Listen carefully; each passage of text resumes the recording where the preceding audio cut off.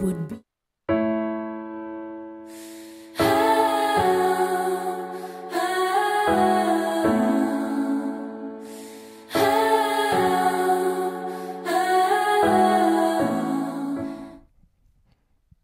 Coming to you live from the Mac Studio, it's Whitney High School Live, and I'm your host, Ben Espejo. Well, hey guys, welcome to Wednesday's edition of Whitney High School Live. You know, it's our week of remembrance, and when you lose someone, you call it, the hole that can't be filled, and you're gonna move on, but you need the time to get over it, so you need grief counseling. Well, we've actually got a couple of counselors here today, so without further ado, I'm going to toss it over to our segment producer, Clarissa Gutierrez. Thank you, Ben. Hi, I'm Clarissa Gutierrez, and this is the third day of our Week of Remembrance. This week, we wanted to include a segment about dealing with the grief that comes after facing loss. So we have two very important guests. We have the district grief counselor, Alan Somm, and our own school wellness coordinator, Lisa Pear. So, Alan, after we encounter a loss and experience the hardships of the situation, how are we impacted by the grief? There's a couple different ways that we're impacted by grief. I like to look at it in three different areas: social, emotional, and physical. Socially, how are we affected by grief? Sometimes we want to spend more time to ourselves, we isolate a little bit, and other times we want to be around people all the time. And both of those ways are perfectly okay. Emotionally, we're looking at emotions like sadness, anger, fear, loneliness, and guilt. Physically, a lot of times we're going to have headaches or stomach aches, or we're going to have a hard time concentrating in school. There's several different ways, but all of them are okay and they're all normal. Okay, and so once we've recognized the fact that we're impacted by grief, what are some ways that we can cope and improve our well-being? Coping skills are something that we focus on a lot as grief counselors. One of the things that I always recommend for students as a way to cope is to journal, and to write stuff out, get a pen and put it to paper and vent those frustration, get those emotions out on the page so that you can, read them later or analyze them later and just really process through those emotions.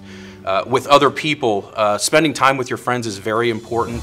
Acknowledging them as support people in your life and going to them for all those needs that, why you go to your friends. They make you happy, they do good things for you. Focus on that and spend some time with others. Okay, so now that we have a better idea of how to help ourselves, Lisa, what are some ways that we can support a grieving friend? Listen compassionately, offer your support, and also offer a shoulder to cry on. It's important to remember that it's not your job to fix them, but rather just be there for them and offer your support as a friend. Okay, so it's very important to listen compassionately, but are there some things that we should avoid doing? Yes. Try to avoid giving advice. Even the most well-intentioned advice can send a message to your friend that they're dealing with grief incorrectly. Everybody has their own way of working through their grief, so just, again, be there to support. Also, even if you've experienced your own loss, don't say things such as, "I know how you feel," because it's such an individualized process. Everybody deals with grief differently, so instead ask, "How are you feeling?" Finally, avoid saying things such as, "You look like you're doing better." This can provide pressure on your friend to hide their feelings. And are there any other final tips? Finally, just make sure to provide ongoing support. Even though your friend may seem like they're doing better after the passage of time, it's very possible that they still are not. So just check in and ask how they're doing. And since you are the school's wellness coordinator, would you like to send out a final message to the students? Sure. Some of you know me, others of you don't. So for those who do not, I just wanted to introduce myself.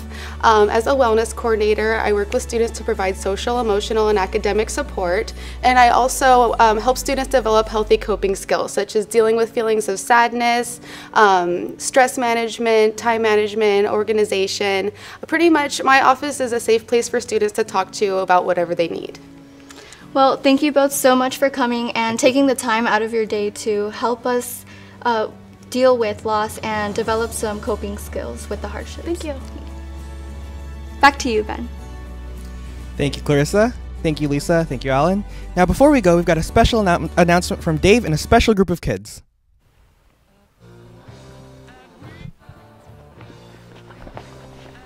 Good morning, Whitney. This is our middle school flag football team, and this past Monday we were victorious in our first home game over Ross. and today is our second and final home game at 3 o'clock here.